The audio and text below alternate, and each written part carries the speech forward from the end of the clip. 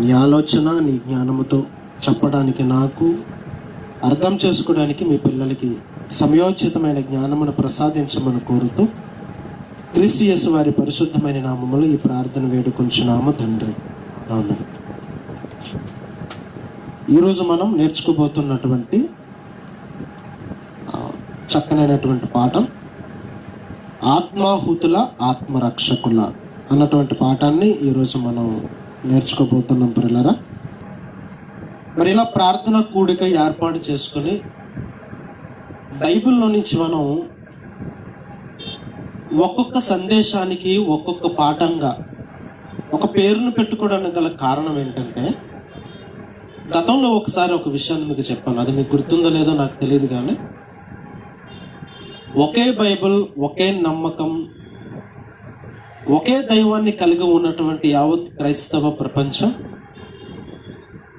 బైబిల్ని చదవటంలోనూ అర్థం చేసుకోవడంలోనూ almost 99% fail అయిపోయింది, అంటే విఫలమైపోయింది ప్రతి ఒక్కరు కూడా.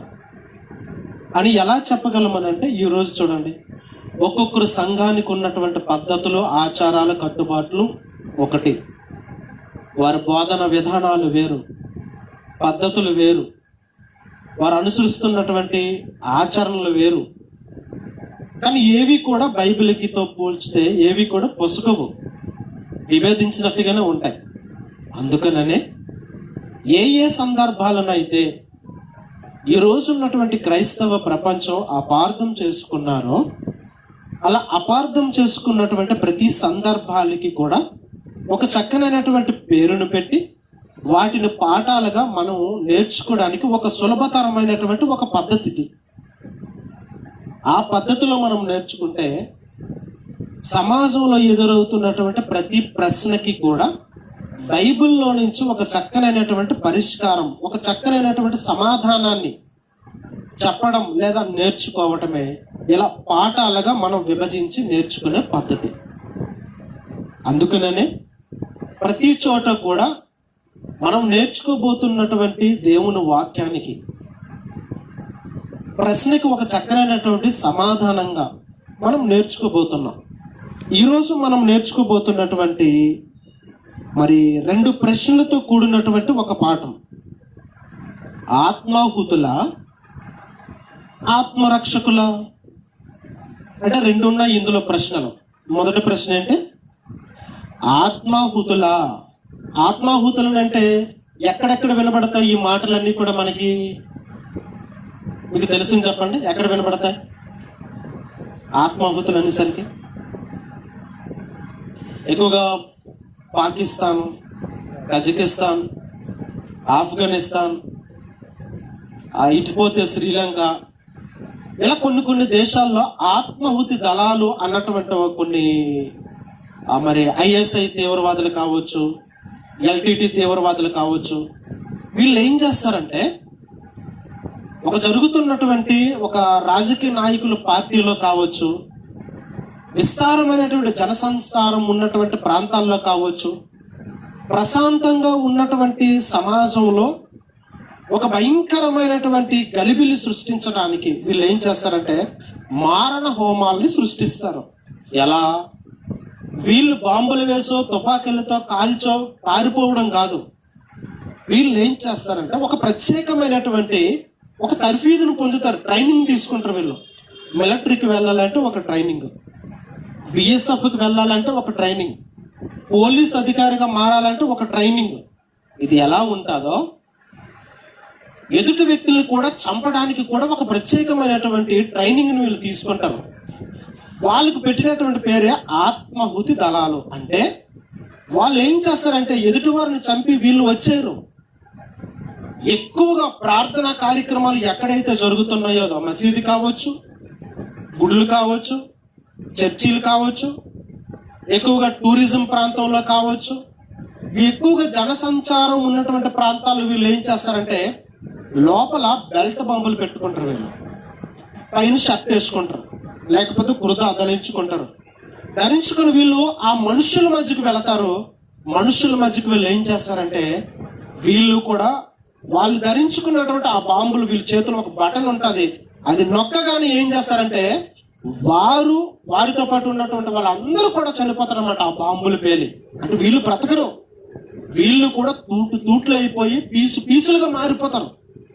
అంటే వీళ్ళు చనిపోతూ ఎదుటి వారిని చంపే పద్ధతి, వారిని ఆత్మాహుతి దళాలు అంటారు. ఒకప్పుడు కాంగ్రెస్ పార్టీ ప్రధానమంత్రి రాజీవ్ గాంధీ, ఆయన చనిపోవడానికి గల కారణము కూడా అదే. ఒక తాను అన్నటువంటి ఒక చిన్న పాప, కీర్తన అన్నంత ఆ వయసులో ఉన్న పాప మరి రాజీవ్ గాంధీ గారికి ఒక పూల్ బొకే ఇవ్వటానికి వెళుతున్నటువంటి ఆ సందర్భంలో అందరూ కూడా అడ్డుకుంటారు. అడ్డుకునేటప్పుడు మరలా చిన్న పాపే కదా, పర్లేదు రానివ్వండి అని చెప్పేసి అన్న తర్వాత ఆ పాప వెళతాది, ఒక డ్రెస్ వేసుకుంటది, లోపల బాంబు ఉంటుంది. ఆ ప్రధానమంత్రి అయినట్టు రాజీవ్ గాంధీ గారి దగ్గరికి వెళ్ళిన తర్వాత పూల్ బొకే ఇస్తున్న ఆ టైంలోనే లోపల ఉన్నటువంటి ఆ బాంబుని ఏం చేస్తారంటే బటన్ ప్రెస్ చేసుకొని తను చనిపోతుంది. ఆ రాజీవ్ గాంధీ గారు కూడా మొక్కలు ఈ చేతులు ఉండవు, కాళ్ళు ఉండవు, తల ఉండదు, మొండె ఉండదు, అన్ని పీసులు ఎగిరిపోతాయి. రాజీవ్ గాంధీ గారి యొక్క మరణం. ఎవరు రాజీవ్ గాంధీ గారు అంటే ఎవరు? సోనియా గాంధీ గారి యొక్క భర్త, రాహుల్ గాంధీ తండ్రి. రాహుల్ గాంధీ గారి యొక్క తండ్రి రాజీవ్ గాంధీ, ఒకప్పుడు ప్రధాని. ఆయన చనిపోవడంలో కూడా అదే ఆత్మాహుతి. అంటే వీళ్ళకి ఎలా ట్రైనింగ్ ఇస్తారంటే, మీరు చనిపోతే స్వర్గానికి వెళ్ళిన తర్వాత సుఖ సంతోషాలు, ఆనందాలు ఇవన్నీ మీరు అమితంగా మీరు పొందుకుంటారని వాళ్ళకి ఒక ప్రత్యేకమైనటువంటి ట్రైనింగ్ ఇస్తారు. ఏ భయము ఉండదు, భీతి ఉండదు వాళ్ళకి. ఎదుటి వారిని చంపడానికి కూడా వాళ్ళు తెగించినటువంటి పరిస్థితులు. వీరినే ఆత్మాహుతి దళాలని అనేక రకాలుగా పిలువబడుతూ ఉంటారు. ఈరోజు సమాజంలో ఒక శాంతి సమాధానం లేకుండా పోయిందని అంటే దేశాల మధ్య కావచ్చు, రకరకాల ప్రాంతాల మధ్య కావచ్చు, ఆత్మాహుతి దళాలు అంటారు వీరిని. వారిని చంపుకుంటూ ఎదుటి వారిని చంపడం, ఇది మనకి తెలిసినటువంటి ఈ పదానికి ఉన్నటువంటి నిర్వచనం, అర్థం. అయితే ప్రియులారా, బైబిల్లో ఆత్మాహుతి దళాలు కలిగినటువంటి వాళ్ళు కూడా ఉన్నారు. అలాగే ఆత్మలను రక్షించే వాళ్ళు కూడా ఉన్నారు. ఆత్మాహుతి దళాలు అంటే ఎదుటి వ్యక్తి యొక్క ఆత్మను ఆహుతి అయిపోవడం, తన ఆత్మ అంటే తన్ను చంపుకోవడం, ఎదుటి వ్యక్తిని కూడా చంపడం. మరి ఆత్మరక్షకుల అంటే రెండోది కూడా ఉంది. తన ఆత్మను రక్షించుకోవడం, ఎదుటి వ్యక్తి యొక్క ఆత్మను కూడా రక్షించడం. ఈ రెండు ప్రశ్నలకి, మొదటి ప్రశ్నకి సమాధానాన్ని మనం బైబిల్లో నుంచి ఆలోచన చేద్దాం. లోకమంతా కూడా ఆత్మాహుతి దళాలు అనేసరికి అలా బాంబులు పెట్టుకుని ఒకరినొకరు చంపుకోవడం, ఈ విధానాన్ని గురించి దాని గురించి చెబుతూ ఉంటది. కానీ ప్రియులారా, బైబిల్ ఎప్పుడు కూడా మొదటిగా మనం గమనించాల్సింది ఏంటంటే ఆత్మ సంబంధమైనటువంటి గ్రంథం. ఆత్మలను గూర్చినటువంటి ఎన్నో రహస్యాలను విశదీకరించి చెప్పినటువంటి ఒక అద్భుతమైనటువంటి గ్రంథం బైబిల్. అంటే బయట జరుగుతున్నటువంటి సంగతులు మనకి అర్థమయ్యే రీతిలో బోధించే రకంగా బయటి సంగతులను వీటితో మరి క్రోడీకరించి అంటే అటాచ్ చేసి మనకి అర్థమయ్యే భాషలో ఆత్మలు గూర్చినటువంటి విధానాన్ని బోధించే పద్ధతే ఈ యొక్క బైబిల్.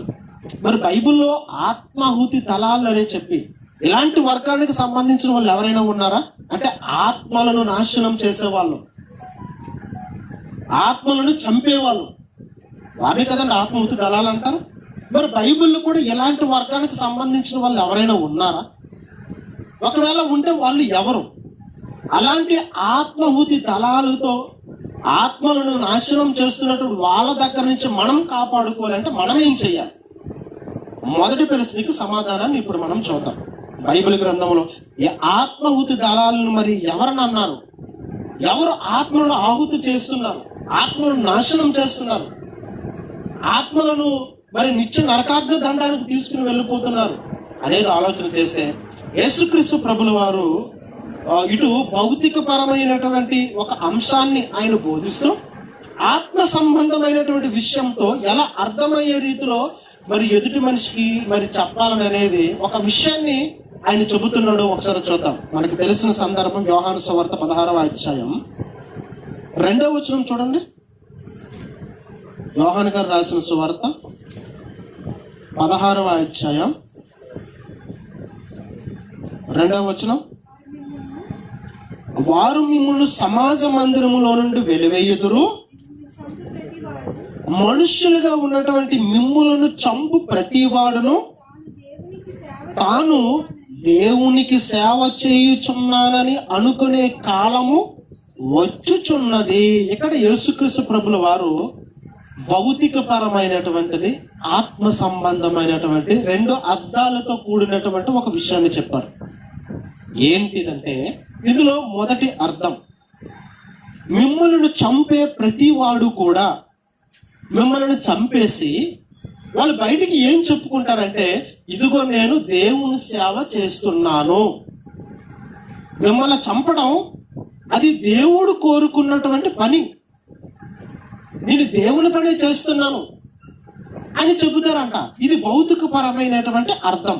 ఇందులో ఎవరున్నారనంటే, ఇస్లాం సహోదరులైన వారు చాలా మంది చూడండి, జిహాద్ అన్నటువంటి పేరుతో పవిత్ర యుద్ధం, జిహాద్ అని అంటే పవిత్ర యుద్ధం అనే మాటకి అర్థం. వీళ్ళు ఏం చేస్తారంటే, ఎదుటి వ్యక్తిని చంపి ఏం చేస్తాడంటే, మేము దేవుడికి ఇష్టమైనటువంటి ఒక పవిత్రమైన కార్యక్రమాన్ని మేము చేశాము. భౌతిక పరమైనటువంటి అర్థం. ఇది ఆత్మ సంబంధమైనటువంటి అర్థంగా మనం వేరొకటి కూడా యేసుక్రీస్తు వారు చెప్పారు. ఏమనని, మిమ్మల్ని చంపే ప్రతివాడు కూడా మిమ్మల్ని చంపేసి ఏం చేస్తాడంట, తాను దేవుని సేవ చేస్తున్నాను అని అంటున్నాడు. అంటే దేవుని సేవ అంటే దేవుని కొరకు బ్రతుకుతూ, దేవుని పరిచర్యలో ఉంటూ, దేవుని గురించిన మాటలు అనేక మందికి బోధిస్తూ, దైవ సంబంధమైనటువంటి మాటలు బోధిస్తున్నటువంటి అనేక మంది కూడా ఆ మాటలు బోధిస్తూ చాలా మందిని కూడా ఏం చేస్తారంట, చంపేస్తున్నారంట.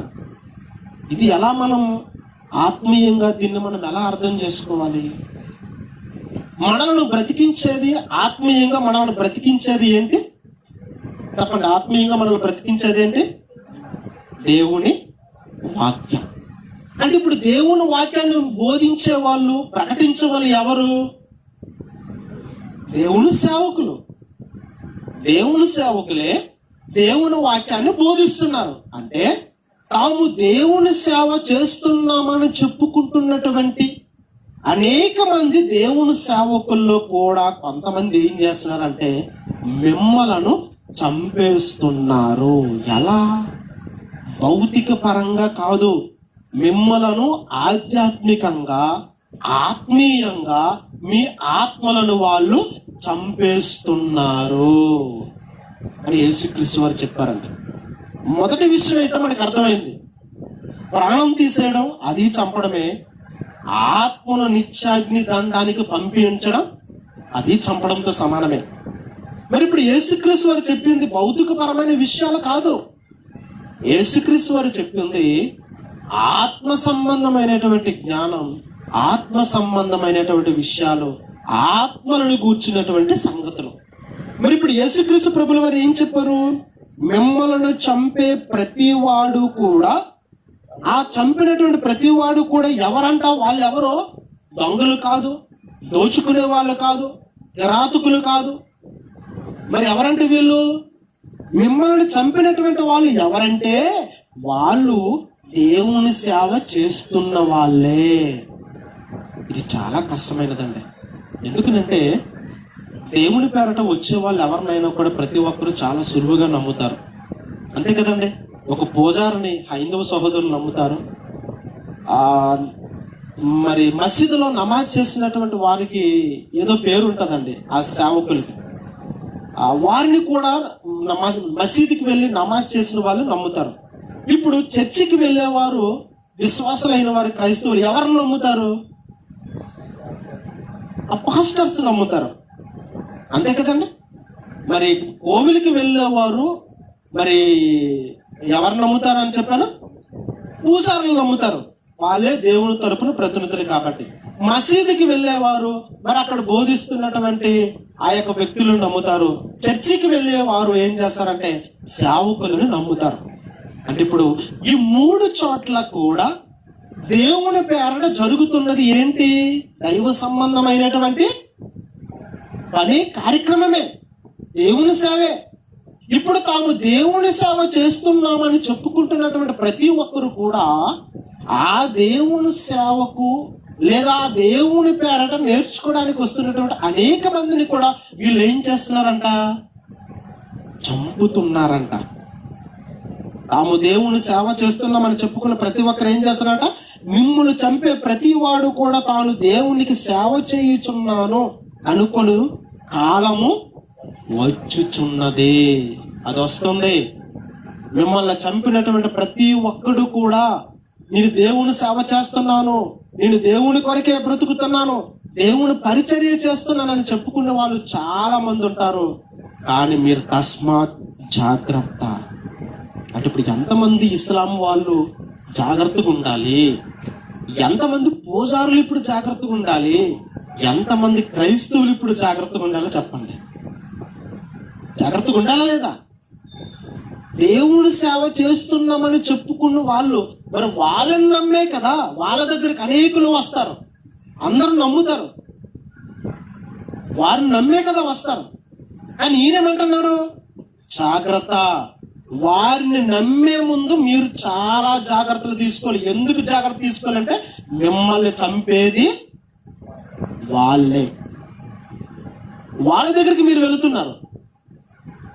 వాళ్ళ దగ్గరికి వెళుతున్నారు. ఎందుకు వెళుతున్నారు? మిమ్మల్ని సంరక్షిస్తాడని, మిమ్మల్ని కాపాడుతాడని, మీ యోగక్షేమాలు చూస్తాడని మిమ్మల్ని నమ్మిస్తాడు, నమ్మగలుగుతాడు, మచ్చిక చేసుకుంటాడు. మచ్చిక చేసుకున్న తర్వాత మనం ఏం చేస్తామంటే అయ్య బాబు మా క్షేమం కోసమే కదా చెబుతున్నాడు, మా యొక్క భద్రత కోసమే కదా చెబుతున్నాడు, మమ్మల్ని సంరక్షించడం కోసమే కదా ఇంత మంచి మాటలు చెబుతున్నాడని కసాయి వాడిని గొర్రె నమ్మినట్టు వీళ్ళందరూ కూడా వాళ్ళ దగ్గరికి వెళ్ళి నమ్మటం అనేది ప్రారంభిస్తారు. కానీ జాగ్రత్త అని క్రీస్తు వారు అంటున్నారు. వాళ్ళ వల్లే మీ ప్రాణానికి ముప్పు. వాళ్ళే మిమ్మల్ని తినేసేవాళ్ళు, మిమ్మల్ని చంపేవాళ్ళు. అలా మిమ్మల్ని చంపుతారని ముందు చెప్పరు. మిమ్మల్ని చంపే వాళ్ళు ఎలాంటి వాళ్ళంట? దేవుని సేవ చేస్తున్నామని చెప్పుకునే రోజులు వస్తాయని అన్నాడండి. మరి ఎలాగంటే దీన్ని మనం అర్థం చేసుకోవాలి? ఎలాగనంటే మరి ఒకసారి చూద్దామా, మరి ఎలా వాళ్ళు మనలను చంపుతారు, లేకపోతే మనకి ఎలా వారి నుంచి ప్రాణహాని ఉంటుంది?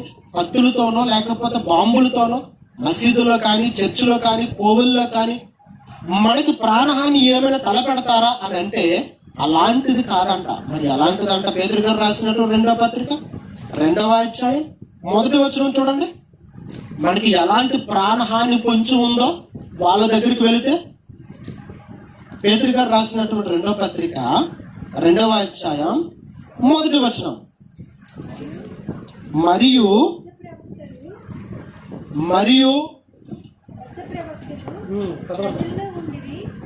మరియు అబద్ధ ప్రవక్తలు ప్రజలలో ఉండిరి, అటువలననే మీలోను అబద్ధ బోధకులు ఉందరు. ఈ ప్రవక్తలు, అబద్ధ బోధకులు వీళ్ళు ఏం చేస్తారంటే వీరు తమ్మును కొనినటువంటి ప్రభువును కూడా విసర్జించుచు తమకు తామే శీఘ్రముగా నాశనము కలుగు చేసుకొనుచు నాశనకరమగు భిన్నాభిప్రాయములను రహస్యముగా బోధించుదురు. ఇక్కడ ఒక భయంకరమైన మాట చెప్పాడు. మనం ఎవరిని నమ్మైతే వాళ్ళ దగ్గరికి వెళుతున్నామో వారి అంతరంగ యొక్క స్వభావం అది మనకు తెలియదు. ఒక కత్తి పట్టుకొని కూర్చున్నాడు అనుకోండి, మనం వెళ్ళేసరికి వీడేట్రా బాబు ఏదో తేడాగా ఉన్నాడని చెప్పేసి జాగ్రత్త పడమా? గన్న పట్టుకుని ఉన్నాడు అనుకోండి, మనం కోవిలికి వెళ్ళేసరికి అయ్య బాబు వీడేట్రా బాబు కోవిల్లో గన్న పట్టుకుని ఉన్నాడని చెప్పేసి వెళతామా? కోవిల్లోకి వెళ్ళాం. ఇప్పుడు చర్చిలోనికి వెళ్ళేసరికి బాంబులు పట్టుకుని ఉన్నాడు అనుకోండి, వీడేట్రా బాబు చర్చిలో కూడా బాంబులు పట్టుకుని ఉన్నాడు, మనం వెళ్తామా? వెళ్ళాం. కానీ వీడు ఏం పట్టుకుని ఉంటాడంట? మనకి మేలు చేసే లేదా మనలను దేవుడి దగ్గరికి నడిపించే ఆ మంచి మాటలు ఏవైతే ఉన్నాయో ఆ మాటలే వాళ్ళు పట్టుకొని రారా అని అన్నట్టు మనల్ని ఆహ్వానిస్తూ ఉంటారు వీళ్ళు. మనం ఏం చేస్తాం? సరే అనుకొని మనం వాళ్ళ దగ్గరికి వెళతాం. అందుకని వీళ్ళు ఏం చేస్తారంట చూడండి, అబద్ధ ప్రవక్తలు ప్రజలలో ఉండిరి. ఎవరి ప్రవక్తలు? దేవుని తరపున ప్రతినిధులు. దేవుని గూర్చినటువంటి మాటలు ప్రజలకి బోధించినటువంటి దేవుని సేవకులు. అతడు పూజారి కావచ్చు, మసీదులో ఉన్నటువంటి వ్యక్తి కావచ్చు, చర్చిలో ఉన్నటువంటి పాస్టర్ గారు కావచ్చు. వీళ్ళు దేవుని మాటలు ప్రజలకు చెప్పినటువంటి వీళ్ళు ఎవరంట?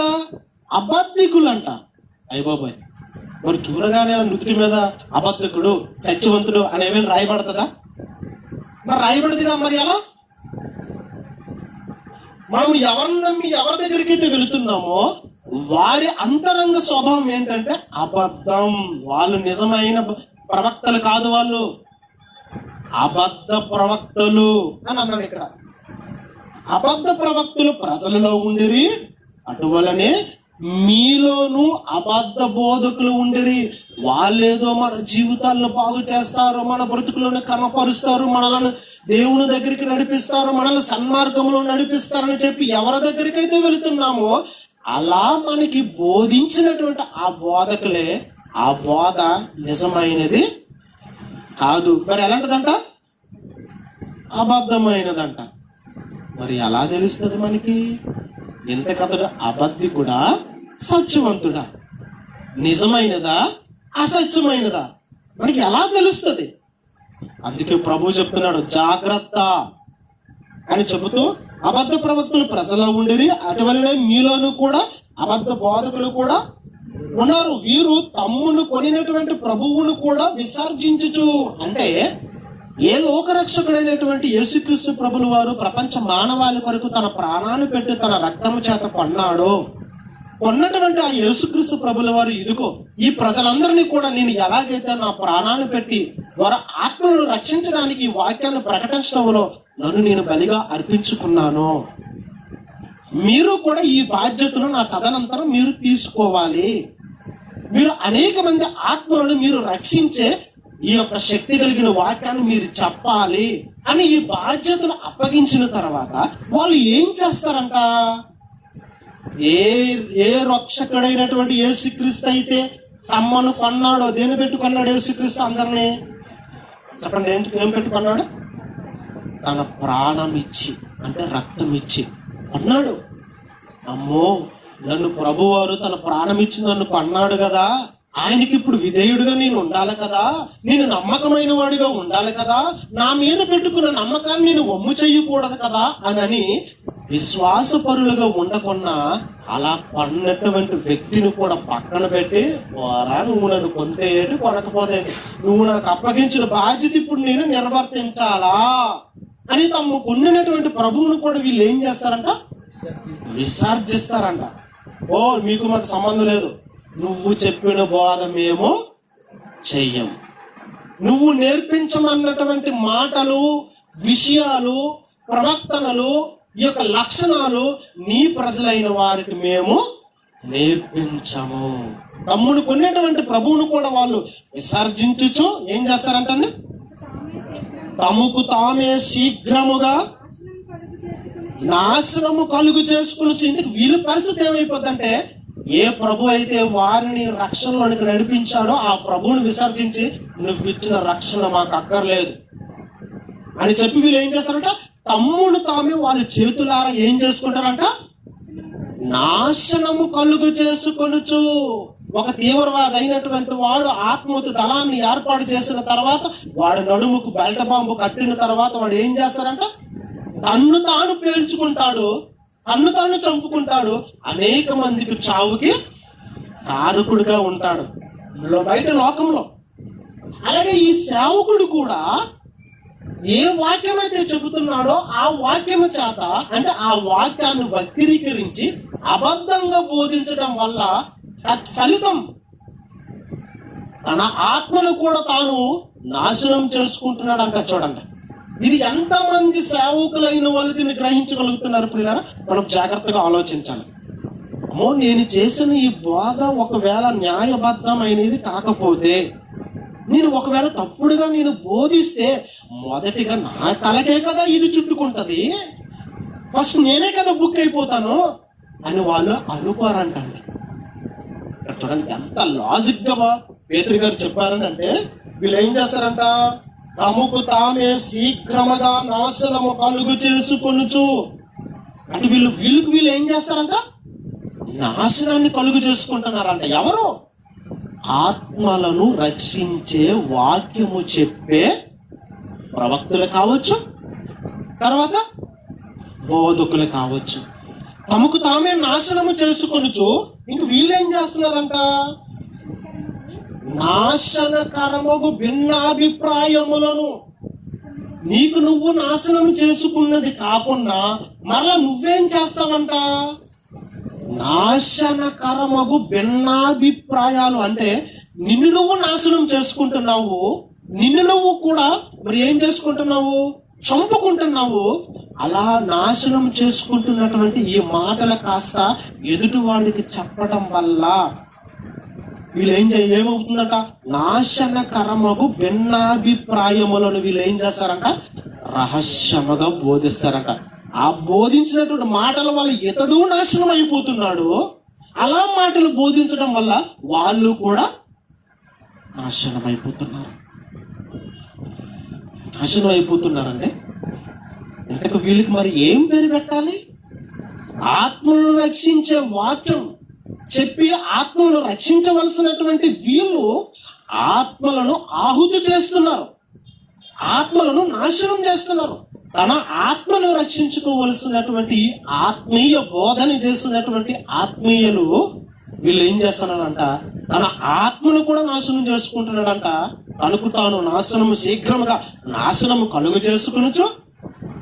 అలాంటి నాశనకరమైనటువంటి భిన్నాభిప్రాయాలన్నీ కూడా అంటే బైబిల్లో ఉన్నటువంటిది ఒకటి, బోధిస్తున్నది ఇంకొకటి.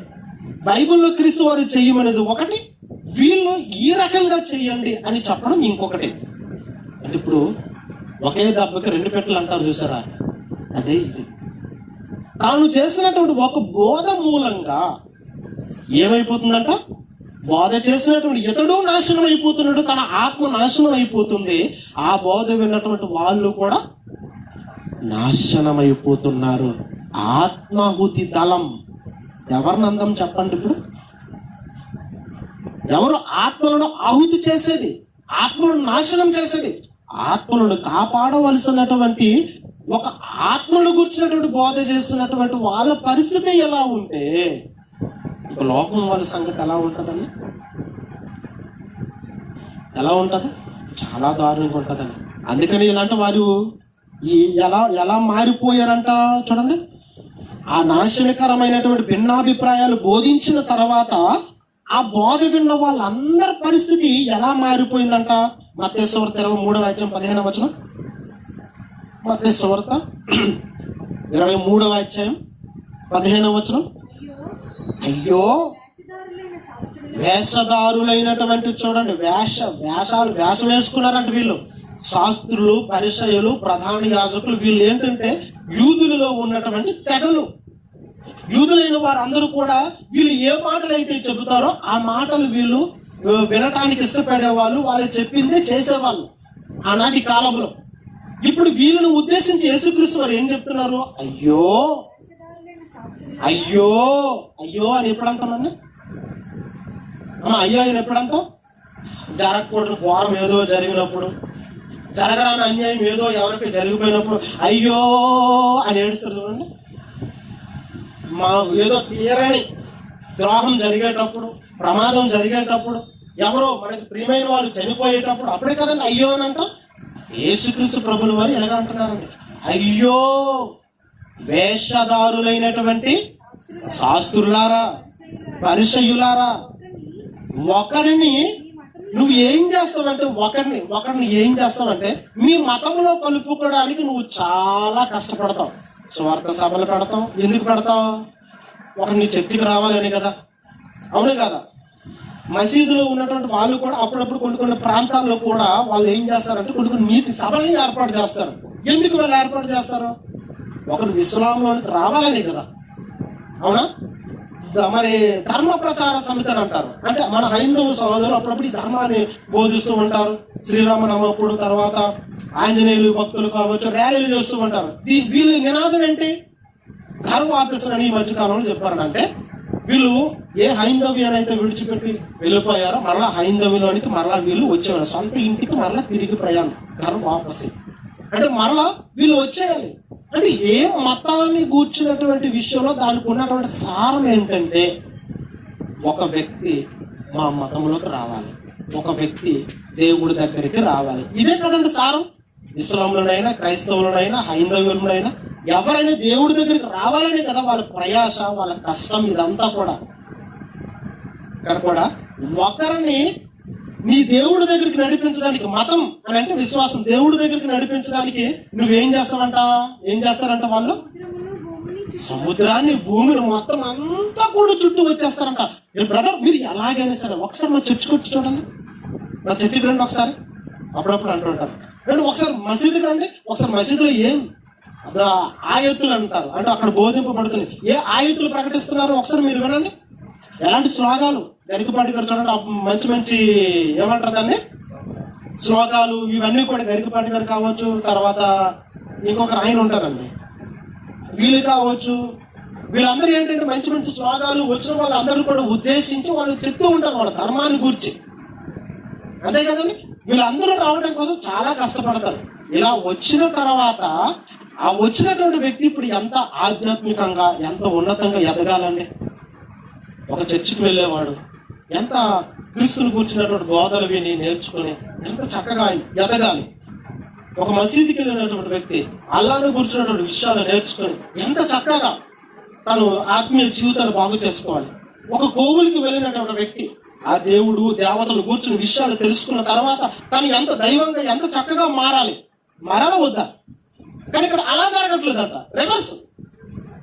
ఒకరి నీ దేవుడి దగ్గరికి రావటం కోసం కరపత్రాలు పంచుతావు, సభలు పెడతావు, లేకపోతే ఇంకేదో చేస్తావు, ర్యాలీలు పెడతావు, అన్ని చేస్తావు. తీరా వాడు వచ్చిన తర్వాత వాడు బ్రతుకు మారాలి, వాడు బ్రతుకు క్రమపరచవలసింది. బదులు ఇప్పుడు వాడి పరిస్థితి ఏమైపోతుందంటే కింద చెప్పాడు, అతడు నీ మతంలో కలిసిన తర్వాత తీరా నీ చర్చికి వచ్చాడు, లేదా నీ మసీదుకి వచ్చాడు, నీ కోవులకు వచ్చాడు, వాడు బ్రతుకు బాగు చేసుకోవాలని కదా. కానీ అక్కడ అది జరగట్లేదంట. ఏం జరుగుతుందంట, వాడు వచ్చిన తర్వాత అతన్ని మీకంటే రెండింతలు స్వర్గప్రాప్తుడు చేయును అని ఉందా? మరి దేవుడి దగ్గరికి వెళ్ళేవాడు స్వర్గప్రాప్తుడు అవ్వడానికే కదా వెళ్ళాలి. ఇస్లాం అయినా, హిందూ అయినా, క్రిస్టియన్ అయినా తన దేవుడి దగ్గరికి వెళ్ళాడంటే స్వర్గం ఆశించే కదండి. నీకు స్వర్గం ఇస్తాం రా, మా మందిరానికి రా అని అంతే కదండి. కానీ ఇక్కడికి రివర్స్ అయిపోయిందండి. ఎవరని? వాడు నీ మతంలోనికి, నీ చర్చిలోనికి, నీ మందిరంలోనికి, నీ కోవులోనికి వచ్చిన తర్వాత వాడేదో సుఖంగా బ్రతికత్తనని అనుకోక వాడి పరిస్థితి ఎలా అయిపోతుందంటే రెండింతలు నీకంటే. అంటే ఎవరైతే చర్చికి ఆహ్వానించారో, ఎవరైతే మసీదుకి ఆహ్వానించారో, ఎవరైతే కోవులకు ఆహ్వానించారో వాళ్ళు బ్రతుకులే దేవునిలో బాగోలేదు, వాళ్ళు నరక ప్రాప్తులే. అదేంటండి విచిత్రం. మరి ఎంత చర్చి పెట్టాను నేను నరకానికి వెళ్ళిపోవడానిక? ప్రతిరోజు మసీదుకి వెళ్తున్నాను నరకానికి వెళ్ళిపోవడానిక? కోవులకి వెళ్తున్నాను నరకానికి వెళ్ళిపోవడానిక? అంటే అక్కడ ఏం జరుగుతుందో మొత్తానికి ఏదో జరుగుతుంది. నిన్ను మా మందిరానికి రా అని ఆహ్వానించిన పరిస్థితే బాగోలేదంట. అది చెప్పాడు యేసుక్రీస్తు ప్రభుల వారు. అంటే మరి ఇతరేమైపోతున్నాడు? మన పేతురు పత్రికలు మళ్ళీ ఆ మాట గుర్తు రావాలి. తన స్వకీయ నాశనము కొరకు శీఘ్రముగా ఆయన ఏమైపోతున్నాడంట? నాశనం చేసుకుంటున్నాడంట. కానీ ఆ విషయం అతనికి తెలియదు. అంటే దైవ గ్రంథంలో ఉన్నది ఒకటి, ఇతడు బోధిస్తున్నది ఇంకొకటి. అలా జరగడం వల్ల ఆ బోధిస్తున్న వ్యక్తి యొక్క ఆత్మనాశనం అయిపోతుంది, కానీ ఆ విషయం బోధించే వ్యక్తి తెలియదు. ఇది ట్విస్ట్. కానీ ఎదుటి వారిని మాత్రం పిలుస్తూ ఉంటాడు. పిలిచినోడికి ఇతనికి తెలియదు తన ఆత్మ ఏ స్థితిలో ఉందో. నమ్మొస్తాడు కదా. నమ్మొచ్చిన తర్వాత నేనేదో మందిరానికి వెళ్ళాను కదా, ఏదో పాపాలు పోతాయి బాబు, పుణ్యం వస్తుంది బాబు అని అనుకుంటే తీరా వచ్చిన తర్వాత నువ్వేమైపోతావంట? స్వర్గం ఆశించి నువ్వు అక్కడికి వెళితే నీ పరిస్థితి ఎలా అయిపోతుందంట? రెండింతలు నువ్వు నరక ప్రాప్తుడు అయిపోతున్నావంట. ఇదక్కడ వచ్చిన బాధ బాబు. ఒక రైతు చేను వేసుకున్నాడంట పొలంలో. ప్రతిరోజు వచ్చి పశువులు వేసేస్తాను. ఇది బాగలేదు, కష్టపడి చేను వేసుకున్నాను, పంట వేసుకున్నాను, పశువులు వచ్చి తినేస్తానని చెప్పి రైతు ఏం చేశాడు? పొలం చుట్టూ కూడా కంచి వేశాడు. ఇప్పుడు పశువులు వచ్చి తినడానికి అవుతుందా? ఇప్పుడు చేనంతా కూడా చక్కగా ఎదుగుతుంది అది కదా, ఎదుగుతుంది. ఇప్పుడు రైతు అనుకున్నాడంట, అమ్మయ్య ఇంకా పశువుల బాధ తప్పింది, నా చేను ఇప్పుడు చక్కగా ఎదుగుతుంది, చక్కగా నా చేతికి పంట వస్తుంది అని ఆశించులాగా కంచె ఇప్పుడు ఏం చేసిందంట, చుట్టూ వేసుకుని కంచె ఇప్పుడు ఏం చేసిందంట, చేనుని వేసేసిందంట. వినాలి ఈ సామెత, వినలేదా? కంచె చేను వేస్తే అది ఇప్పుడు పశువులు తినేస్తే అని చెప్పి రైతు పొలం చుట్టూ కూడా కంచె వేసుకుంటే పశువుల బాధ తప్పిందని, పర్లేదురా బాబు కొద్దో గొప్ప చేతికి పంట వస్తుందని అనుకునే లోపు ఈ చుట్టూ కాపాడవలసినటువంటి ఈ కంచె పొలంలో ఉన్నటువంటి చేనంతా కూడా తినేస్తుందంట. ఇప్పుడు ఎవరితో చెప్పుకుంటాడు ఈ బాధ? మందిరానికి వెళుతూ స్వర్గం అవుతుందని నమ్మి వచ్చిన వాడు ఆడి పరిస్థితి ఇప్పుడు ఏమైపోయిందంట, రెండింతలు అంట, ఒకంత కాదంట, రెండింతలు నరక ప్రాప్తులుగా వాళ్ళని చేసేస్తున్నారంట. అమ్మో, ఏ ఆత్మలైతే రక్షించబడతాయనని నమ్మి అక్కడికి వెళ్ళామో, ఇప్పుడు అక్కడికి వెళ్ళిన తర్వాత ఆ ఆత్మలన్నీ కూడా ఇప్పుడు ఎక్కడికి వెళ్ళిపోతున్నాయి అంట? చెప్పండి, ఎక్కడికి వెళ్తున్నాయి? స్వర్గం కాదు, నరకానికి వెళ్ళిపోతున్నాయి అంట. ఇప్పుడు చెప్పండి, నరకంలో ఏముంది? అగ్ని. మరి ఆత్మలన్నీ నరకానికి వెళ్ళిపోయిన తర్వాత ఏమవుతాయి? ఆహుతి. ఆత్మాహుతుల, అది మన ప్రశ్నకి సమాధానం వస్తుంది ఇప్పుడు. అంటే మన ఆత్మలను నిత్య నరకాగ్నిలో ఆహుతి చేస్తుంది ఎవరు? ఎవడో తుపాకులు అట్టుకుని బాంబులు అట్టుకుని ఎవడెవడో రోడ్ల మీద తిరుగుతారు, ఆ వైపు మనం చూస్తాం కాదు. ధర్మాన్ని ప్రబోధించినటువంటి అందరు కాదు, ధర్మాన్ని ప్రబోధించిన వారు కొందరు ధర్మం ముసుగులో చేస్తున్నటువంటి అక్రమ క్రియలు, అక్రమ పనులు. ఏ ఆత్మను రక్షించుకుందామని వాళ్ళ దగ్గరికి వెళ్తావో వాళ్ళు ఉన్న ఆ ధర్మ గ్రంథం, అది ఏమైనా కావచ్చు, ఖురాన్ కావచ్చు, బైబిల్ కావచ్చు, భగవద్గీత కావచ్చు, ఏదైనా కావచ్చు, అందులో ఉన్న వాస్తవిక ధర్మాన్ని బోధించకుండా అధర్మంగా వక్రీకరించి బోధించడం వల్ల మరి నమ్మొచ్చిన వాళ్ళు ఏమైపోతారు? చెప్పండి, చెప్పండి, నమ్మొచ్చే వాళ్ళు ఏమైపోతారు? వాళ్ళ ఆత్మలు ఏమైపోతాయి? చెప్పేవాడు ఆత్మ ఆహుతి అయిపోతుంది, వినే వాళ్ళ ఆత్మలు కూడా ఆహుతులు అయిపోతున్నాయి. అంటే ఇప్పుడు ఆత్మాహుతులు ఎవరు చెప్పండి? ఎవరు ఆత్మాహుతులు? ఎవరు ఆత్మలను ఆహుతి చేస్తుంది? ఎవరు? దేవుని ధర్మాన్ని బోధిస్తున్న వాళ్ళే ఆత్మాహుతి దళాలు. వీళ్ళందరూ కూడా ఆత్మలో ఆహుతి అయిపోతున్న వాళ్ళు ఎవరు? ఆయా విశ్వాసులు. మేబీ క్రిస్టియన్, మేబీ ఇస్లాం, మేబీ హిందూ, ఎవరైనా కావచ్చు. ఆత్మహుతి దళాలు పేరట వీళ్ళు వాళ్ళ ధర్మాన్ని పట్టుకుని బోధిస్తున్న వీళ్ళైతే ఆ ధర్మానికి బుక్ అయిపోతున్న వాళ్ళు ఆయా విశ్వాసాలు అంతా కూడా. అయ్యో బాబాయ్, ఇప్పుడు ఏమైపోతుందో చెప్పండి పిల్లరా సమాజం. ఈరోజు సమాజం అంటే 100% ఎలాగే ఉందనని దేవుడు చూడండి ఎంత చక్కనైనటువంటి మాటలు దేవుడు బైబిల్ గ్రంథంలో వ్రాయించాడు. ఎంత చక్కనైన మాటలు. ఎదుటి వ్యక్తి ఆత్మ రక్షించబడటం కోసం ఎలాంటి ఉన్నతమైన మాటలు చెప్పాలో అది చెప్పట్లేదండి ఈరోజు ధర్మాన్ని బోధించే వాళ్ళు. అయ్యో ఏమనుకుంటారేమో అని అనుకునే వాళ్ళు కొంతమంది. అయ్య బాబు ఇప్పుడు మందిరానికి రాకుండా పోతే ఆ యొక్క కానుకలు ఇవ్వడం మానేస్తారేమో, వాళ్ళు చేసినటువంటి లేదా తప్పుడు మాటలు కావచ్చు, తప్పుడు పనులు కావచ్చు, దాన్ని ఖండించినటువంటి పరిస్థితులు ఉన్న వాళ్ళు మరికొంతమంది. ఇప్పుడు ఇతను ఏమైందంటే కోవులకి రాకుండా కొంత చందా వేయడం మానేస్తారేమని చెప్పేసి వాళ్ళని ఎక్స్క్యూజ్ చేసే వాళ్ళు మరికొంతమంది. అండ్ ఎలా చెప్పుకుంటూ పోతే ప్రియులారా, ప్రతి ధర్మాన్ని అనుసరించినటువంటి వారిలో కూడా వీళ్ళు ఉన్నారు ప్రియులారా. ప్రతి ధర్మాన్ని అనుసరించే వాళ్ళు. చక్కగా నువ్వు అన్నదాన కార్యక్రమం చేస్తున్నావు, మెడికల్ క్యాంప్ పెడుతున్నావు ఒక హిందూగా, కానీ ఇంకొకటి వస్తే చంపుతున్నావే. మరి ఏది ధర్మం? ఒక క్రిస్టియన్గా బ్లడ్ డొనేషన్ క్యాంప్ అంటాం, రక్షణ సువార్త అంటాం. చిన్న రక్షణ సువార్తను ప్రకటించిన తర్వాత వచ్చాం, వాళ్ళ మీద వీళ్ళు, వీడి మీద వేలు, లేనిపోని కబుర్లు ఇవన్నీ. మరి నిన్నేమనాలి? బయట ఉన్నటువంటి వ్యక్తి ఇప్పుడు ఇస్లాంను అంగీకరించాడు, ఇస్లాంలోకి వచ్చాడు. ఇస్లాంలోకి వచ్చిన తర్వాత తన ధర్మాన్ని ప్రకటించిన తర్వాత వీడేమైపోతున్నాడు? జిహాద్ అంటున్నాడు వీడు. ఏ ధర్మంలో లేదు చెప్పండి అధర్మం? ప్రతి దాంట్లో కూడా ఉంది ఇది. మరి మనల్ని మనం కాపాడుకోమా, రక్షించుకోమా, మన ఆత్మలు ఆహుతి అయిపోవలసిందేనా? అందుకే ప్రభు అంటున్నాడు, ఆయన చెప్పాడు జాగ్రత్తలని, ప్రతి ధర్మములో తాము దేవుని సేవ చేస్తున్నామని చెప్పుకున్న ప్రతి ఒక్కరు కూడా మిమ్మల్ని చంపేవారే, వాడి చేతిలో పడకుండా మీ ప్రాణాలను మీరు కూడా ఏం చేసుకోవాలి? కాపాడుకోవాలి. ఏ ధర్మమైనా అదే చెప్తున్నాడు. అలా కాపాడుకోవాలంటే మీరు చాకచక్యంగా ఉండాలి. ఆ మందిరానికి వస్తున్నటువంటి వాళ్ళు జాగ్రత్తగా ఉండాలి. మందిరంలో బోధిస్తున్న వాళ్ళు కూడా యథార్థవంతులై వాళ్ళు కూడా జాగ్రత్తలు తీసుకోవాలి. ముందు చెప్పేవాళ్ళు జాగ్రత్తగా ఉండాలి.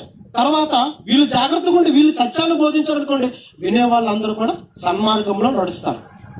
వాళ్ళు సన్మార్గంలో నడిపించడానికి వాళ్ళు ఏ తప్పు చేస్తున్నా కూడా వాళ్ళు ఖండించాలండి. ఖండించకపోతే ఎలా ఆరోగ్యవంతుడిగా మారుతాడు? రోగంతో నువ్వు బాధపడుతూ ఇప్పుడు హాస్పిటల్కి వచ్చావు, డాక్టర్ ఏం చేస్తాడు?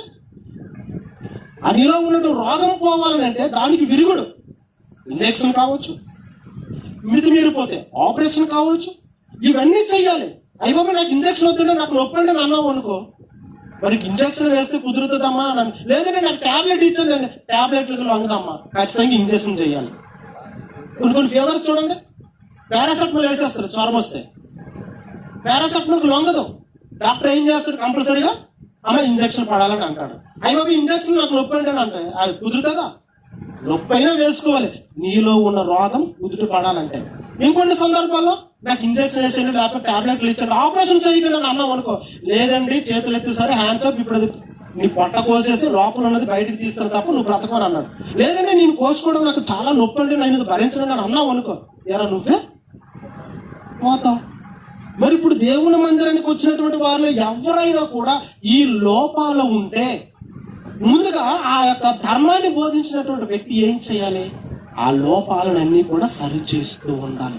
అలా ఒకవేళ వాళ్ళు సరి చెయ్యలేదో, వ్యక్తుల యొక్క మన్నలను పొందడానికో, వారు ఇచ్చినటువంటి కానుకల కోసమో, వాళ్ళు ఇచ్చినటువంటి లేకపోతే పేరు కోసమో, ఇంక దేవుని కోసమో ఆశపడి ఇలాంటివన్నీ పనులు చేశారో, ఇతడు నాశనం అయిపోతాడు, వారు కూడా నాశనం అయిపోతారనే ఒక మంచి మాట మరి బైబిల్లో రాయించాడు. విలాప వాక్యాలు 2వ అధ్యాయం, విలాప వాక్యాలు ఇర్మియా గ్రంథం తర్వాత ఉంటుంది చూడండి. విలాప వాక్యాలు 2వ అధ్యాయం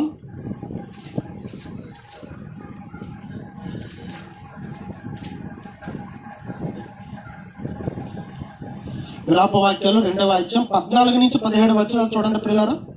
14 నుంచి 17 వచనాలు. నీ ప్రవక్తలు నిరర్ధకమైన వ్యర్థ దర్శనములు చూచుచున్నారు, నీవు చెరలోకి పోకుండా తప్పించుటిగా. చూడండి, చాలా జాగ్రత్తగా ఉండండి. ప్రతి పదాన్ని కూడా మీకు అర్థమయ్యే రీతిలోనే నేను వివరించి చెప్తాను.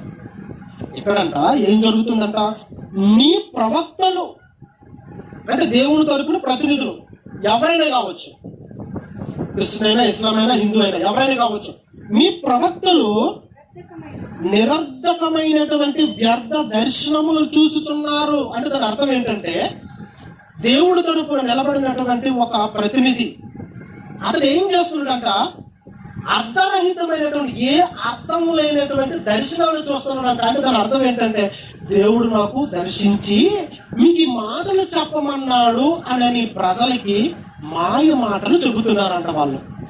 అసలు వాస్తవానికి దేవుడు తనకి కనబడలే, తను దర్శించలే, కానీ వ్యర్థమైన దర్శనాలు అంట. ఏం జరుగుతుందంట, మీ ప్రవక్తలు నిరర్ధకమైనటువంటి దర్శనములను చూచుచున్నారు. అలా చూస్తూ వాళ్ళు ఏం చేస్తున్నారంట, ఆ ప్రవక్తని నమ్మి లేదా ఆ ధర్మాన్ని బోధించిన వ్యక్తి నువ్వు నమ్మి నువ్వు వెళ్ళావు కదా, వెళ్ళినటువంటి నీవు చెరలోకి పోకుండా తప్పించుటకై వారు నీ దోషములను నీకు వెల్లడి చెయ్యలేదు. ఇప్పుడు ఆ వ్యక్తి దగ్గరికి వచ్చినటువంటి నీవు ఆరోగ్యవంతుడిగా వస్తావా? అది కదండి. హాస్పిటల్కి ఎవరు వెళ్తారు? ఆరోగ్యవంతులు వెళ్తారా? ఏజెస్కి ఎవరు వెళ్తారు? బాగలేని వాళ్ళు కదా వెళ్తారు, అనారోగ్యంతో ఉన్న వాళ్ళు కదా వెళ్తారు. చర్చిలకు ఎవరు వెళ్తారు? మసీదులకు ఎవరు వెళ్తారు? ఏదో కొద్దిగా గొప్ప పాపం చేసిన వాళ్ళు కదా, పుణ్యం వస్తుందని కదా వెళ్తారు. పుణ్యదాన కార్యములు జరగడం వల్ల కదా మాకు పుణ్యం వస్తుందని అంటారు. అలాగే ఇక్కడ కూడా ప్రియులారా ఏమంటున్నాడు, మరలా చదవండి. నీవు చెరలోనికి పోకుండా, ఎవరిని అంటున్నాడు? ఏ ప్రవక్తనైతే నువ్వు నమ్మి వచ్చావో నీ కోసం చెర రెడీగా ఉంది. నువ్వు చెరకు వెళ్ళిపోవడానికి రెడీగా ఉన్నావు అంటే నిత్య నరకాగ్ని దండానికి వెళ్ళిపోవడానికి నువ్వు సిద్ధంగా ఉన్నావు. అలా సిద్ధంగా ఉన్నటువంటి నిన్ను ఉద్దేశించి ఆ ధర్మాన్ని బోధించినటువంటి ఆ వ్యక్తి ఏం చెయ్యాలండి? చెప్పండి, ఏం చెయ్యాలి? ఏం చెయ్యాలి?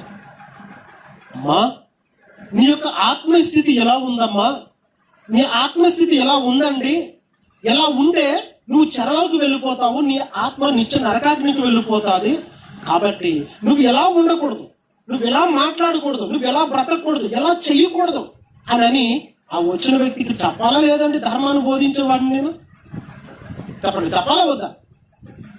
నేను అది చెప్పలేదు అనుకోండి, ఇప్పుడు ఏమవుతుంది? అదే జరుగుతుంది అక్కడ.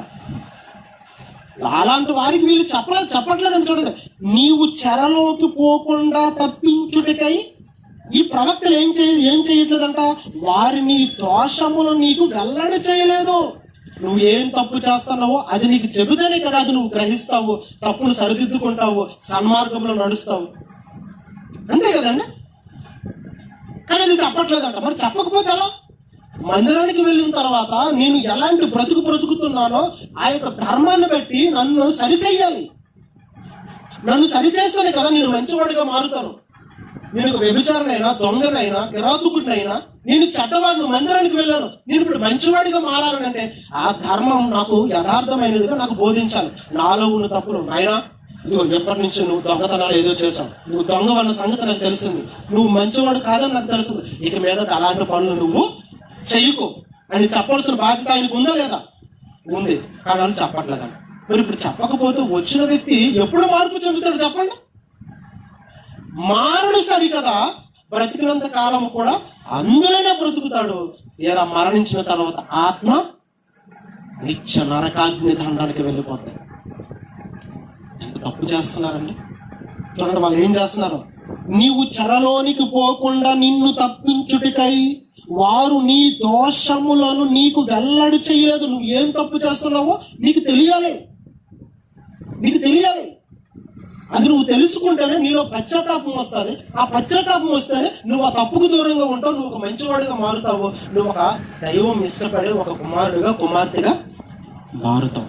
కానీ నిన్ను అలా మార్చట్లేదు వాళ్ళు అని దేవుడు అంటున్నాడండి. వారు నీ దోషంలో నీకు వెల్లడి చేయలేదు, వారు వ్యర్థమైన ఉపదేశము పొందిన వారైరి. వాళ్ళు ఏమైపోయారంట? వ్యర్థమైన ఉపదేశం పొందుతున్నారంట. అంటే నువ్వు ఒక మందిరానికి వెళ్ళావంటే ప్రయోజనకరమైనటువంటి నీ ఆత్మలో రక్షించుకున్నటువంటి ఉపదేశాన్ని నువ్వు పొందుకోవాలి. ప్రతిరోజు మీరు తరగతులకు ఎందుకు వస్తున్నారండి? ప్రతిరోజు ఎందుకు వస్తున్నారు తరగతులకి? ఇక్కడ మంచి వాక్యం మా బ్రతుకులను మార్చేది, దేవుళ్ళు మమ్మల్ని నిలబెట్టేది, మా కుటుంబాలు నిలబెట్టేది, ఈ వాక్యం వింటే మాకు ప్రయోజనం అనే నమ్మకంతో వస్తున్నారా, అపనమ్మకంతో వస్తున్నారా? పర్లేదు చెప్పండి, అంత ఓపెన్గా చెప్పండి అమ్మా. ఆ నమ్మకంతోనే కదా వస్తున్నారు, దాని మీద నమ్మకంతో కదా రావాలి. ఆ నమ్మకంతోనే మనం రావాలి. అందుకే ఇక్కడ ఏమంటున్నాడు?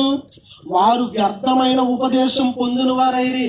ఇప్పుడు మీరు తీరా కూర్చున్నారు ఇక్కడ, ప్రతి వారం కూడా మీకు వేస్ట్ పనికిరాని మాటలన్నీ మీకు చెప్తున్నాను అనుకోండి.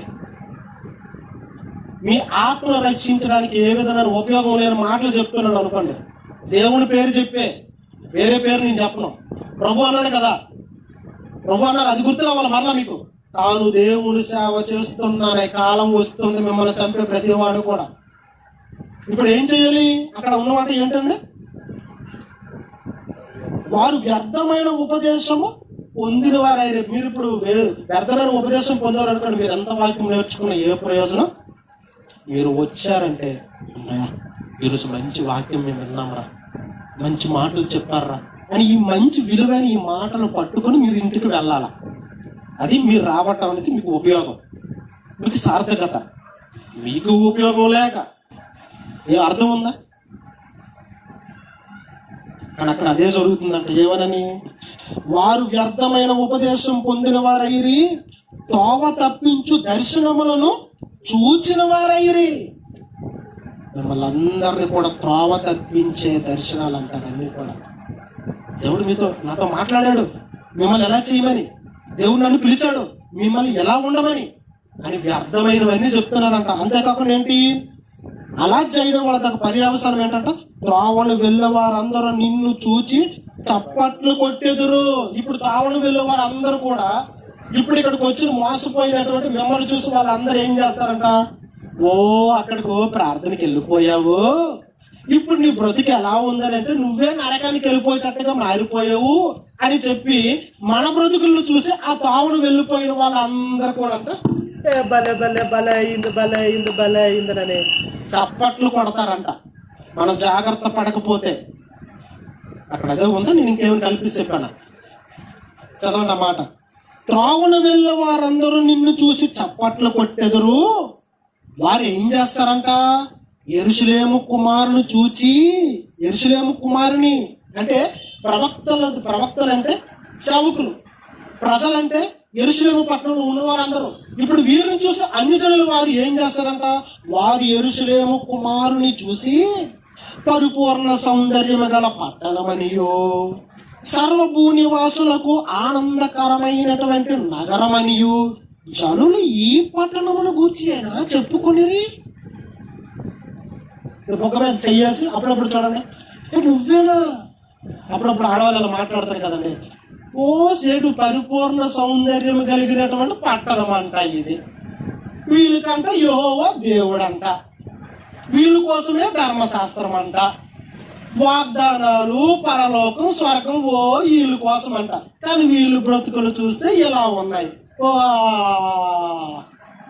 అక్కడ అదేనండి, అంటే ప్రాక్టికల్ గా మీకు చెప్తున్నాను, ఎంత దారుణం అండి.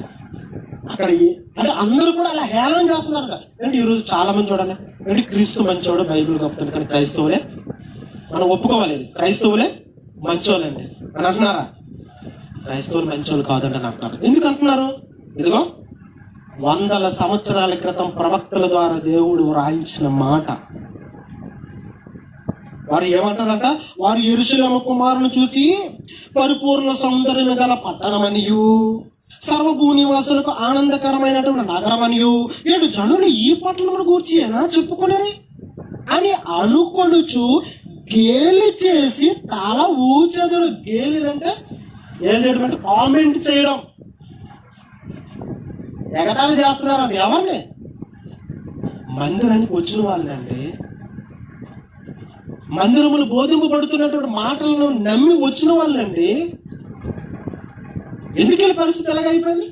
ప్రభు అన్నాడు, మీరు ఏమి వినుచున్నారో జాగ్రత్తగా చూసుకోండి. అందరూ సేవకులే, నా సేవకులే, నా సేవకులేనంత మాత్రాన నిన్ను చాలా తెలివిగా తిప్పుతారు. అది నీకు తెలియదు చివరి వరకు. అంటే ఎంత ఎలర్ట్గా ఉండాలి. పెనాలి తలగా ఉంటుంది, పాలు తలగా ఉంటుంది, దూరంలో గిన్నెలో పెట్టి చూపిస్తే అంతే కదండి. పెనాలి తలగా ఉంటుంది, పాలు కూడా తలగా ఉంటుంది. అలాగని చెప్పేసి పాలని చెప్పేసి కళ్ళు మూసుకుని ముక్కు మూసుకుని తాగేస్తామా? చెప్పండి, తాగేస్తామా? కాదు కదా. అంటే ఎంత జాగ్రత్తగా ఉండాలి మన ఆత్మను రక్షించే వాక్యం విషయంలో. తర్వాత ఏమైంది? తర్వాత సర్వభూన ఈ జనులు ఈ పట్టణం కూర్చి అని చెప్పి అని అనుకొనుచు గేలి చేసి తల ఊచెదురు. చూడండి, ఎగతాళి చేసి ఓహో భలేగా ఇందులే అని తల ఊపుతుంటారు. అప్పుడప్పుడు చూడండి, మనకి ఏదైనా అవమానం జరిగింది అనుకోండి, ఎవరైనా మనల్ని ఏమని అన్నారు అనుకోండి, మన పక్కింటి వాళ్ళు పొరుగుంటారు, ఓ మనల్ని తెగపెడుతూ ఉంటారు. అంతే కదండి. మనం పక్కకు వచ్చి వాదార్చడాలు అలాంటివి ఉండవు. అయిందా? ఇప్పుడు అయిందా? ఇప్పుడు వెళ్ళమ్మా, ఇప్పుడు సరదా తీరిందా అని ఎలాగంటారు. ఎంత దారుణం అండి. చూడండి తర్వాత 19-16 వచనం, నీ శత్రువులందరూ నిన్ను చూసి నోరు తెరిచెదరు, వారి ఎగతాళి చేసి పండ్లు కొరుకుదురు. పండ్లు కొరకడం అంటే పాట పాట పాట పాట పాట పళ్ళు కొరుకుతున్నారు. ఎందుకు? కోపంతో. దేనికి కోపం?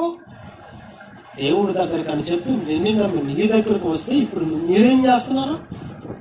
దేవుని పేరట, మతాల పేరట ఆత్మను రక్షించవలసినటువంటి మీరు ఇలాంటివి చేస్తున్నారా? అని చెప్పేసి వాళ్ళు పళ్ళు కొరుకుతున్నారంటండి. వారు ఎగతాళి చేసి పండ్లు కొరుకుచు దాన్ని మృంగివేయుచున్నాము, ఇదే కదా మనము కనిపెట్టుదుము, అది కనిపెట్టిన దినము అది తటస్థించును, దాన్ని మనము చూసి ఉన్నామనని వారు అనుకొనుచున్నారు. ప్రతి ధర్మాన్ని బోధించినటువంటి ప్రతి చోట కూడా ప్రియులారా ఎలాంటి పరిస్థితులు ఉన్నాయంటండి. ఆత్మాహుతులు వీళ్ళు.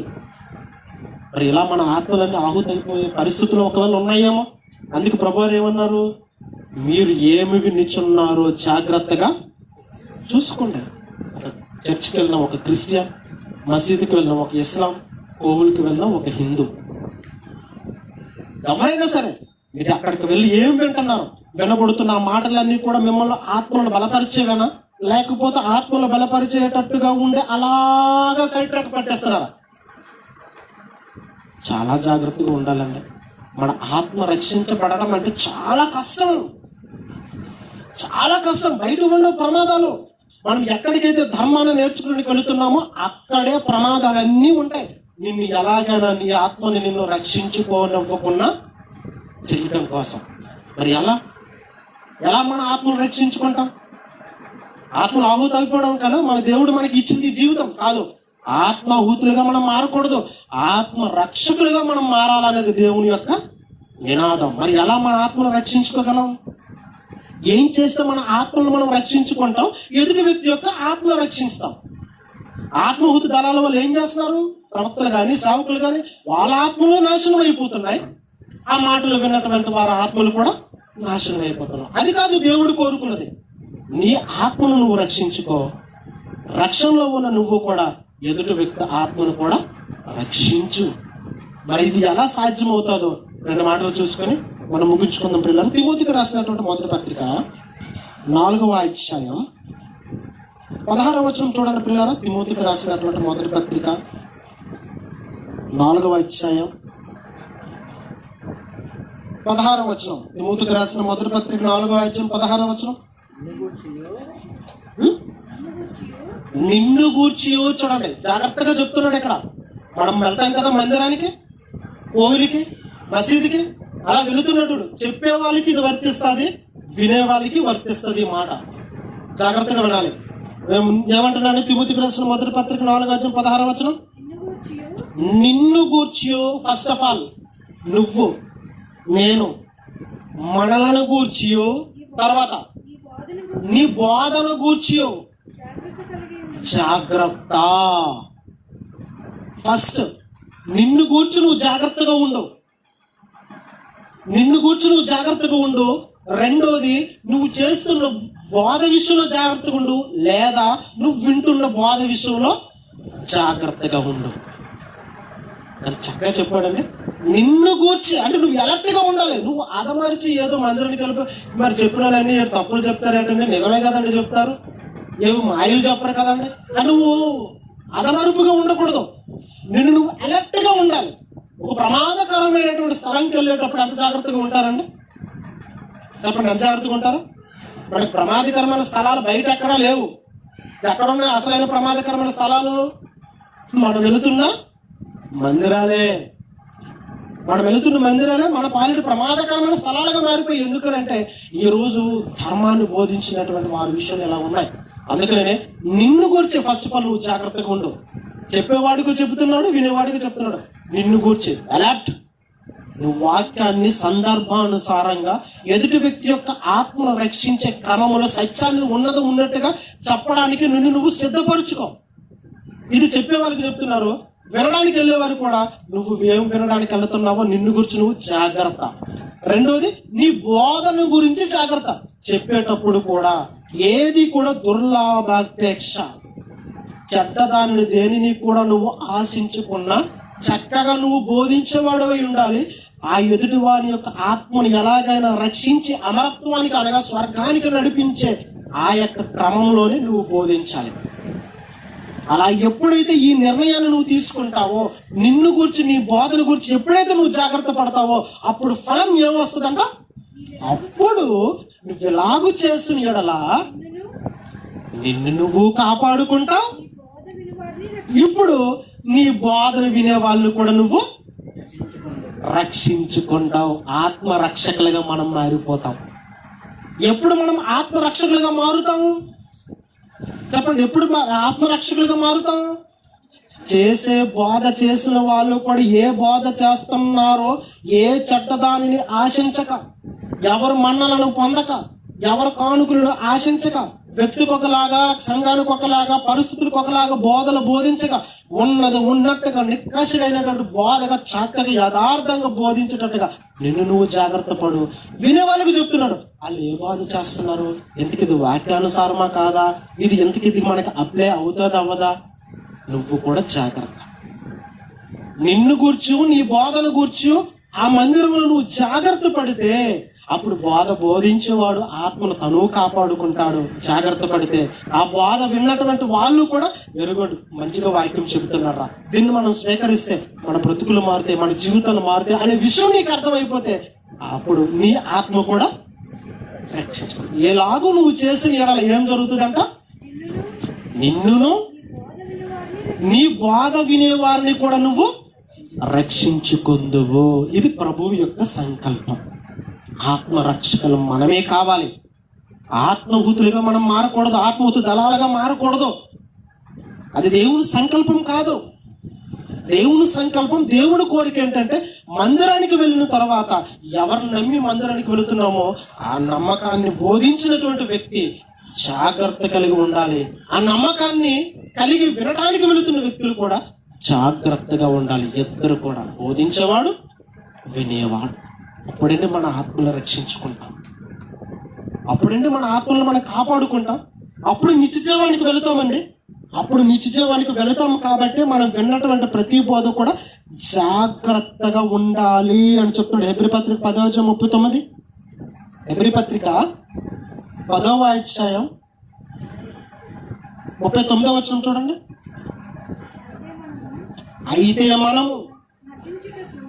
అయితే మనము నశించుకోవడానికి కాదు గాని, అయితే మనము నశించుటకు వెనుక తీయవారము కాదు గాని, ఆత్మలను రక్షించుకొనుటకు విశ్వాసము గలవారమై ఉన్నాము. అసలు నువ్వు విశ్వాసగా మారావంటే నువ్వు ఒక కంకణం కట్టుకోవాలేంటి? నువ్వు నాశనం అయిపోవడానికి నువ్వు విశ్వాసగా మారలేదు. నువ్వు విశ్వాసగా ఎందుకు మారావని చెప్తున్నాడు అక్కడ. నీ ఆత్మను రక్షించుకోవడానికి నువ్వు విశ్వాసగా మారావని అంటున్నాడు. మరలా చదవమాట, అయితే మనము నశించుటకు మనం వెనుక తీయవారం కాదు, మనం నశించుకోవడానికా? బాప్తిసం తీసుకొని రక్షణలోనికి వచ్చి విశ్వాసులుగా మారింది. మన విశ్వాసం మారిందండి. నేను క్రైస్తవులకు వచ్చిన తర్వాత చాలా మంది వెనక్కి వెళ్ళిపోయిన వాళ్ళు కూడా లేకపోలేదు. అంతే కదండి, క్రీస్తుని అంగీకరించిన తర్వాత కూడా మన క్రీస్తుని విడిచిపెట్టి వెళ్ళిపోయిన వాళ్ళు కూడా లేకపోలేదు. అలాంటి వారిగా మనం ఉండకూడదంట. మనల్ని ఎలా ఉండమంటున్నాడు? మరలా మొదటి నుంచి, అయితే మనము నశించిపోవడానికి, మనం నశించిపోవడం దేవుని చిత్తం కాదు. నశించిపోవటానికి మనం వెనుక తీయవారంగా ఉండకూడదు. మనం నశించటానికి వెనుక తీయవారంగా ఉండకుండా కానీ ఆత్మలను రక్షించుకొనుటకు విశ్వాసము గలవారమై ఉన్నాము. మన విశ్వాసం చాలా గొప్పదండి. ఈ విశ్వాసాన్ని ఎప్పుడు మనం కాపాడుకుంటాం తెలుసా? మనకి ఎప్పుడు ఒకటే గోల్ ఉండాలి.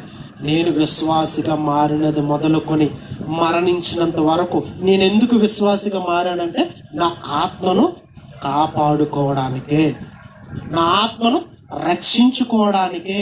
మరి విశ్వాసులైన వాళ్ళు ఎంతమంది అంటే వారి వారి ధర్మాలలో, వారి వారి మందిరాలలో, దేవాలయాలలో వారి ఆత్మను రక్షించుకునే విషయంలో జాగ్రత్తగా ఉన్నారు చెప్పండి.